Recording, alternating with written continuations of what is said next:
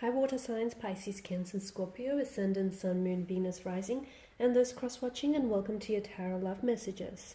Today we're going to take a look at and see why is it that you're so drawn to each other. So for those of you that are involved with someone special, okay, whether you're in a relationship with this energy, or even if you guys are just loosely involved with one another, we want to know, why are you so drawn? Why is this so magnetic?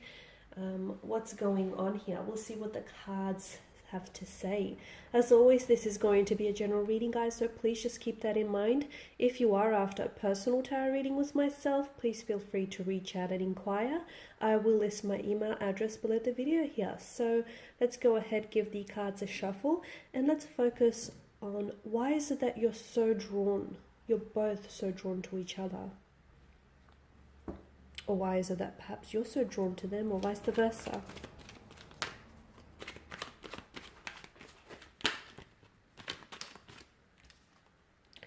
Okay, we have the High Priestess here and the Four of Pentacles.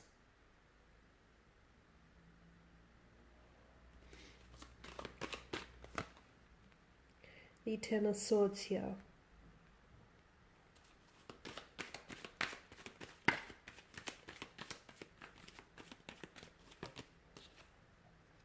Okay, the Seven of Cups, the Devil, and Justice.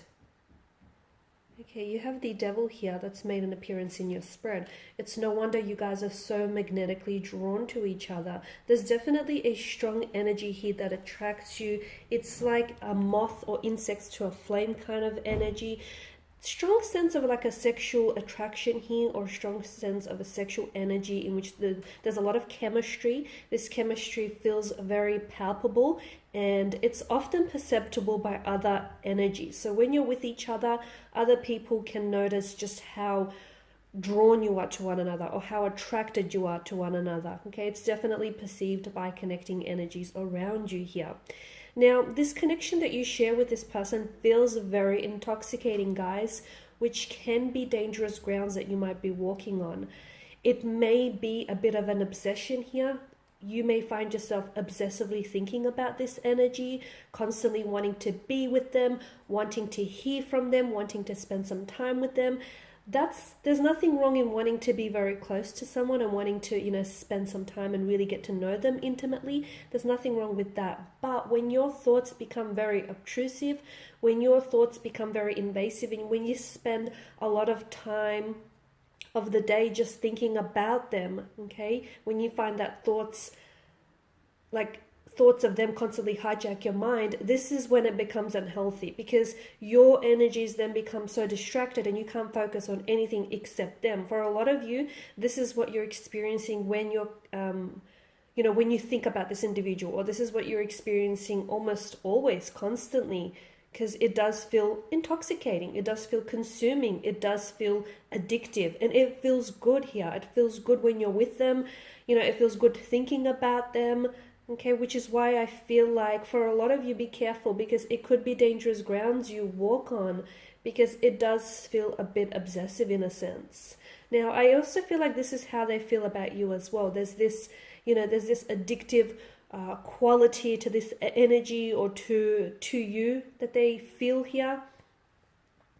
There's also an air of mystery that's around someone. So whether this is you or connecting energy that's coming up with the High Priestess, and mystery can be very alluring, okay? If someone is shrouded in a sense of mystery, it can be like an allure. Someone is coming across as mysterious, as enigmatic, and it's like you want to get to know them more, okay? Or perhaps this is how you're coming across to this individual, and this is, what's attracting and what's gravitating to them towards you even more. It's just you're shrouded in mystery, and it's a part of your charm, it's a part of your allure, and they want to get to know you better. Similarly, if this is you, then you definitely want to get to know your person better, because there's this enigma which you're definitely enticed by, right? I'm also seeing that for some of you, this is now, either you have ended things with this individual, or the two of you may have separated in the past, or you guys are maybe currently in a state of separation or in a state of disconnection. Perhaps this is someone who might have rejected you before, or perhaps this is someone who has hurt you before. Now, for some of you, I can definitely see that, this obsession that we spoke about earlier. I feel like a lot of that is fueled by rejection, by the fact that this person has rejected you, or by the fact that this person has ended things, as indicated by the Ten of Swords. The eerie stillness of this card and the energy of this card definitely indicates a strong sense of finality to this connection here. So the fact that for a lot of you, the reason why you can't get over them is as well, you've had a lot of visions, okay? Now, you're a water energy. You're all about visions and seeing things that may sometimes not always be there. So for a lot of you, you've definitely held and attached yourself to a lot of visions and possibilities and potentials that this connection holds. Unfortunately, things ended prematurely for some of you. And all of those visions that you've so strongly attached yourself to, just drifted out into sea. So for a lot of you, you're still in your mind, you're still playing out the memories of not only what were, but what could have been. And I feel like that's making it so much harder for you to stop thinking about this person, or for you to pull away from this energy. Because, what could have been wonderful, right? Could have been great. Could have been everything you've ever wanted, especially in the realms of your imagination. So again, for a lot of you, it's this obsessiveness. Now, for some of you, you've also placed this person. The reason why I feel like you're so into them, okay, and it's so addictive and it's so obsessive, is you've placed this person on a pedestal. You may be romanticizing this individual and the situation.